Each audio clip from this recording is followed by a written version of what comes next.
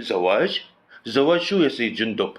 زمن أبوك دبور هداك لما كان يتجوز مرة واثنين وعشرة وأنا أصرف عليه انتهى يا حبيبي. هلا بتبنوا حياتكم من وانتوا صغار طوبة طوبة وبتشتغلوا وبعدين بتعلنوا انكم رح تتجوزوا وبتحبوا بعض. ومين حضرتك هاي اللي انت اخترتها؟ تينا؟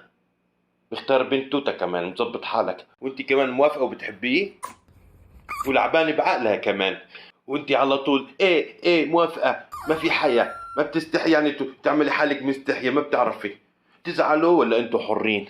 انا ما راح اعمل مثل ما عملت مع الدبور، بكفي اللي عمله دبور وسونا، ورغم هيك انا ما راح اتخلى عنكم. تعال جندب حبيبي احكي لك شو الحل. اسمعني، بكره بنزل بشتري لكم اكبر فريزر بالسوق، بتعبوها لحمه مجمده، بتامن مستقبلكم. توته بترقص النقليله وانت بتلم المصاري وبتشتري فيها لحمه.